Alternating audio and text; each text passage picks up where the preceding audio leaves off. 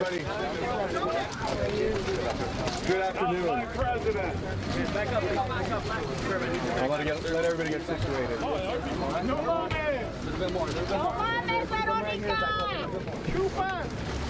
What a sellout. All right, y'all. Thank you for being here to cover this very important issue. My name is Joaquin Castro, and I chair the Congressional Hispanic Caucus this term, and I represent the city of San Antonio in the House of Representatives. Trump 2020! Today, about 14 members of Congress had a chance to visit Casa Franklin, an ORR facility run by Southwest Key, Border Patrol Station number 1 in El Paso, and right now, the Border Patrol Station in Clint, Texas.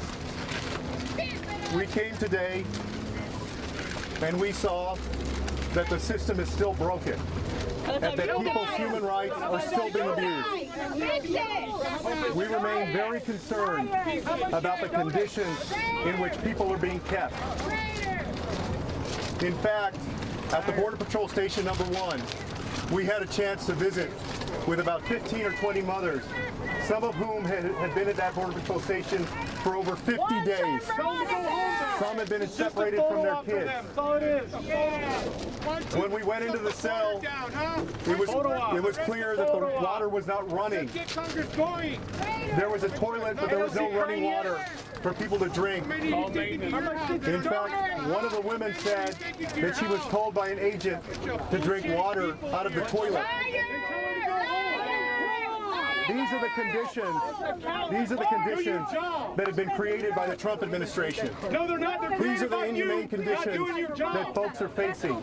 And so this is not just about more money for Border Patrol or for the Department of Homeland Security. This is also about the standards of care. The standards of care by which people are being taken care of, both children and adults. And we remain committed in Congress to making sure that these conditions improve, that this system be morally defensible.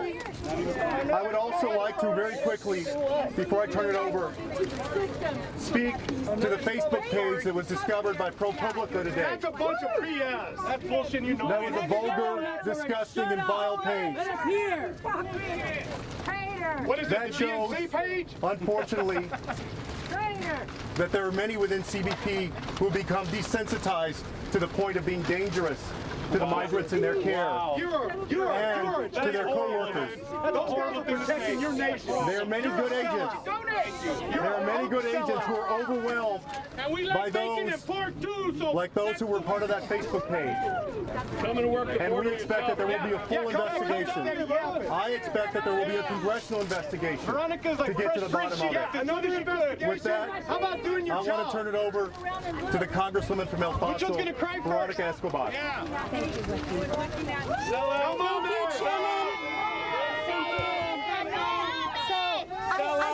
I first want to say that I am so grateful to my colleagues who've made the journey all the way to El Paso in order to see for themselves. And I do want to comment a little bit on what Joaquin mentioned. One of the things that we see in action, whether it's the Facebook page or the chants that you're hearing today, is a dehumanizing of people that is very dangerous to our country. It's very dangerous, and the minute that we lose our own humanity, then we've gone into a very dark place, and unfortunately our country has gone into a very dark place. But this is the 10th congressional delegation visit that we've had in El Paso. I am so grateful to everyone who has taken the time to visit. Good public policy is crafted when people are able to see with their own eyes, hear with their own ears, and speak to people, whether it be agents or whether it be people in detention. And so these are members, some of whom have come back a second time, some of whom have come back a third time, and many freshman members as well who are very interested in ensuring that we build the best legislative agenda, the most humane, and the most reflective of American values. So I'm going to let them speak for themselves so that they can describe what they saw. Get your hands dirty and work inside. See después. Hi, I'm Congressmember Nanette Barragan. I also happen to serve on the Committee for Homeland Security. This is my third visit here today. What we learned today is there's still separation happening of family units. So we spoke to people who, a mother who was separated from her 19-year-old daughter, and who is going to be sent back under the MPP program. We spoke to a young man who came over with his uncle, and who's being held in OR custody for 2 months, even though he has family here, and even though he came over with his field. So we know the separation continues.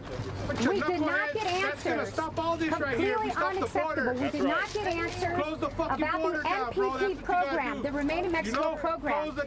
People are being raped when they're being sent back. People are undergoing violence. And we did not get answers about the inconsistencies of policy on who's sent back and who's not. We saw at the last stop an entire cell that said MPP candidate yes, MPP candidate no, and there was nobody in the no cell, and there were people in the yes cell.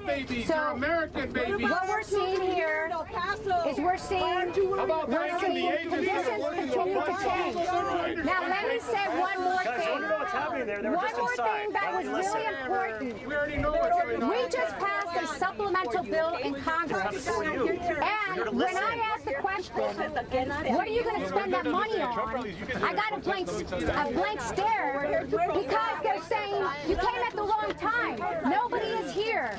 The influx has really come down and it's low. So what we're hearing come out of here is very different than what we're seeing certainly on the news right now. And we did not see very many people, and we did not have an opportunity. They were preventing us from talking to people and put a lot of restrictions. So with that, to give my colleagues an opportunity to talk, we'll answer questions afterwards. I'm Congressmember Judy Chu from Los Angeles, and I will never forget the image of being in a cell and seeing 15 women, tears coming down their faces as they talked about being separated from their children, about having no running water, and about not being able to know when they were going to get out since they've already been there 50 days. And in fact, a woman talked about being epileptic and not even being able to have access to any medicine.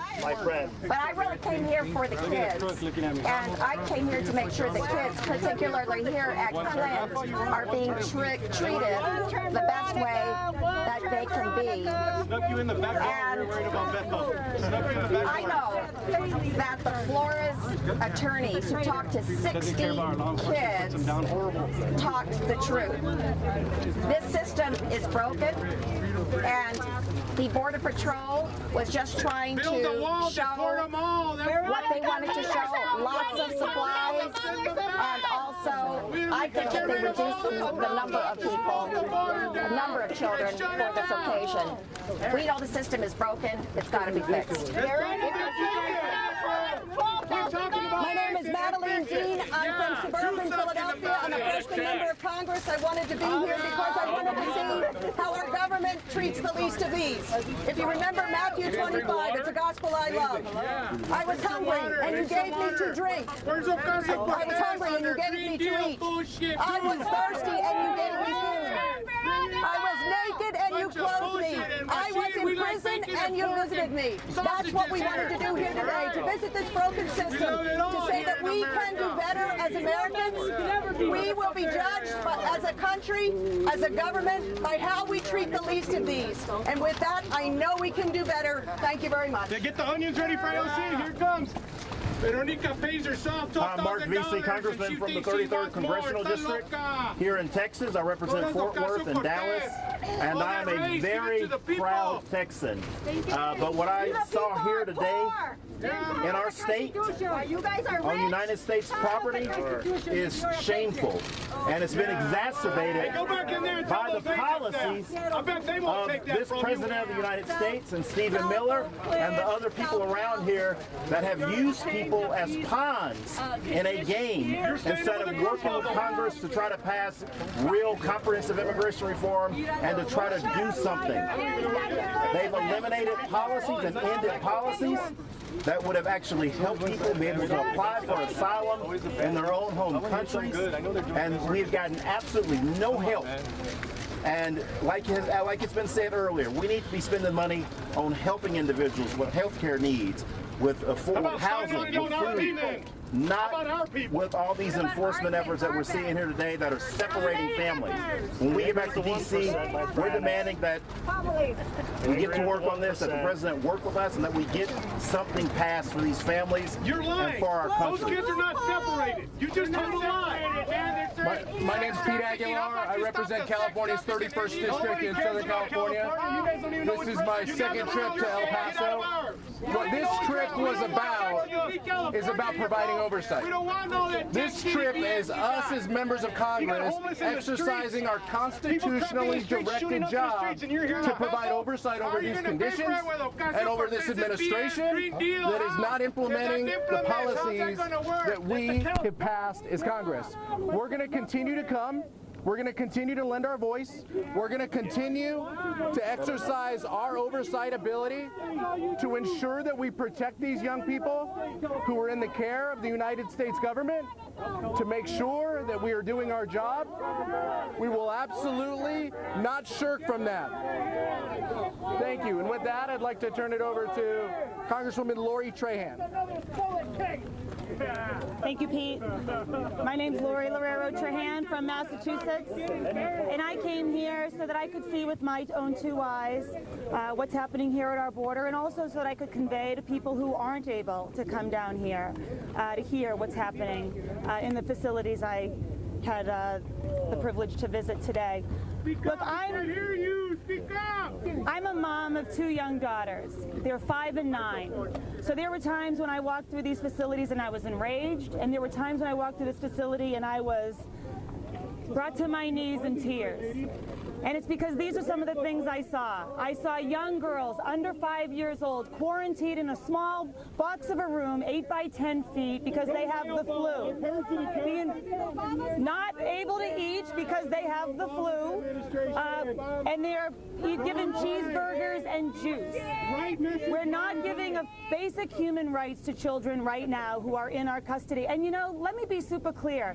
These facilities are not built to care for children. The people who are trained here, they are not trained to give care to children. So we need to come up with prescriptions and responsible solutions to give high quality care for kids who are in our custody. This is about children, this is about human rights, and we've got a lot of work to do. Thank you.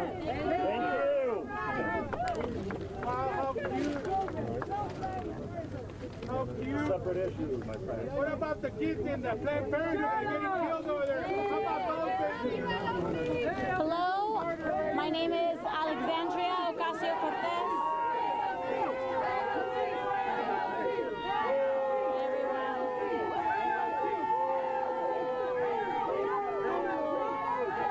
Hi, everybody.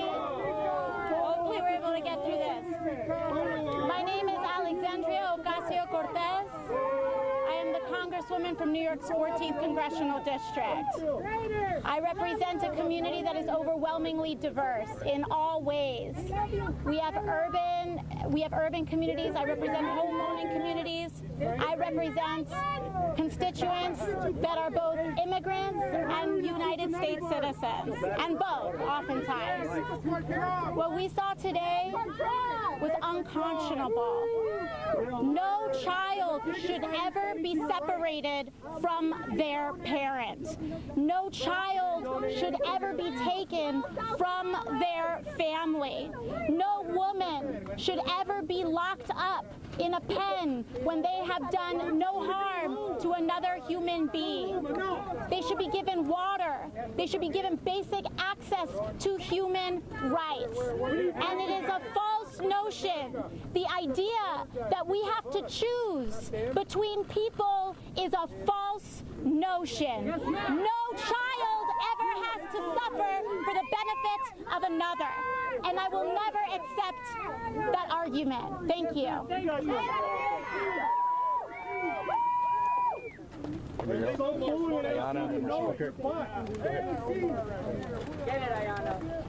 My name is Ayanna Presley.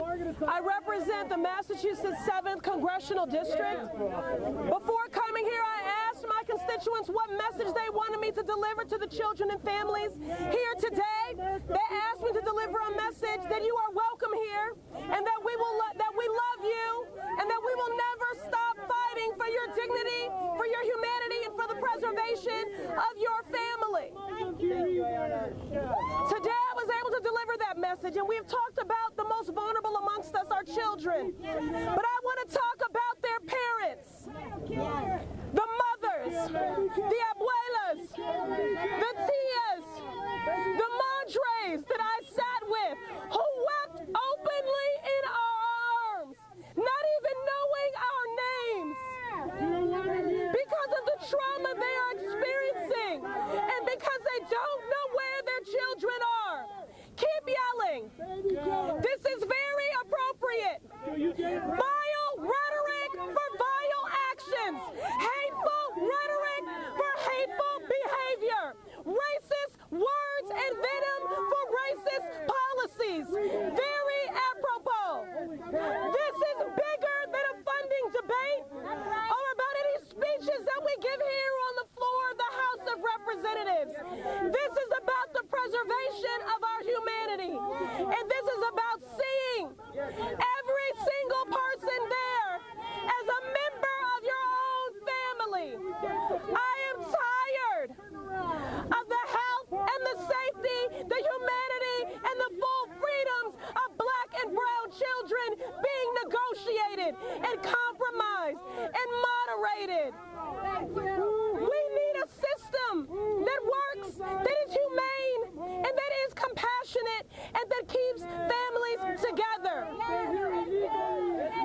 I learned a long time ago that when change happens, it's either because people see the light or they feel the fire. Today we are lifting up these stories in the hopes that you will see the light. And if you don't, we will bring the fire.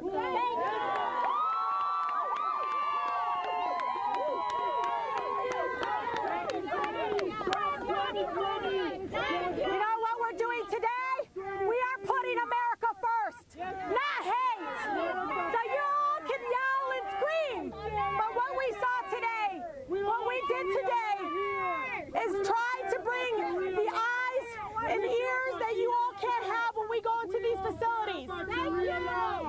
Today, what I learned today and seeing the eyes of a father of a 14-year-old is that it's not about children only. It's also about the fathers and the mothers. But I will outwork your hate. I will outlove your hate. I will always put my country first, unlike what you all do. And I'll tell you this, Veronica Escobar is the best goddamn state Congress member for this district. And you all can say whatever you want, but this woman cares about those children. And you all can out-scream me, but I will never stop speaking truth to